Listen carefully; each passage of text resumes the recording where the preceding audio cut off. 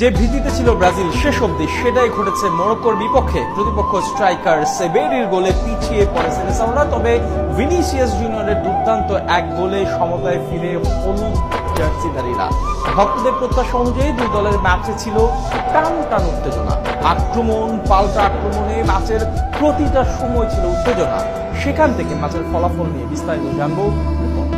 ম্যাচের আগে চাপে ছিল ব্রাজিল ফুটবল দল। প্রতিপক্ষ নয় বরং নিজেদের ভেতরকার অস্থিরতা এবং বাকি সবকিছু নিয়ে। আমেরিকার নিউ জার্সি স্টেডিয়ামে সেই প্রভাবটা ছিল চোখে পড়ার মতো। প্রথম 5 মিনিটে বলই পায়নি সেনেসাওরা। প্রতিপক্ষ মরক্কোর আক্রমণ সামলাতে ব্যস্ত হয়ে পড়ে মার্কিনিউসরা। তবে সময় বাড়ার সাথে সাথে বলের নিয়ন্ত্রণ নিজেদের দিকে নেওয়ার চেষ্টা করে ব্রাজিল। ম্যাচের 14তম মিনিটে ব্রাজিলের কাছে আসে সহজ এক সুযোগ। বাম প্রান্ত থেকে বল নিয়ে ছোটেন ভিনিসিয়াস জুনিয়র। দুজনকে পাশ কাটিয়ে ডি বক্সের ভিতরে ক্রস করেন তিনি। সেখানে লাফিয়ে মাথা ছোঁয়ালেও ইগর থিয়াগোর দুর্বল হেড জাল খুঁজে পায়নি।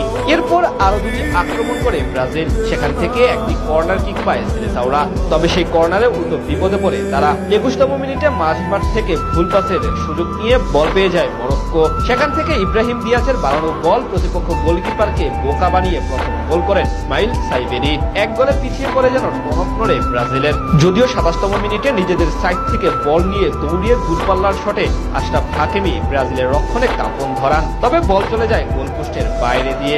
2 মিনিট পর আরো একবার সুযোগ নষ্ট করেন এই পিএসজি তারকা। বিপরীতে 32তম মিনিটে বাম প্রান্ত দিয়ে ছুটে যান ভিনিসিয়াস জুনিয়র। প্রথমে এক টাচে ইবানিজের কাছে বল দেওয়ার পর তার থেকে বাড়ানো ফিরতি বলে ডি বক্সের ভেতরে দুজনকে পাশ কাটিয়ে দারুণ এক শটে গোল করে দলকে সমতায় ফেরান এই রিয়াল মাদ্রিদ ফরওয়ার্ড। এরপর প্রথমার্ধের বাকি সময়ে আরো কয়েকবার আক্রমণ পাল্টা আক্রমণে ম্যাচ জমে ওঠে। অতিরিক্ত সময়ের 2য় মিনিটে ডি বক্সের ভেতরে উল্টে গিয়ে দারুণ এক শট নিয়েছিলেন লুকাস পাকেতা। তবে মরক্কোর গোলকিপার ইয়াসিন বুনো বাধা হয়ে দাঁড়ান সেখানে। শেষ অবধি আর কোনো গোল না হলে 1-1 সমতায় বিরতিতে যায় দুই দল।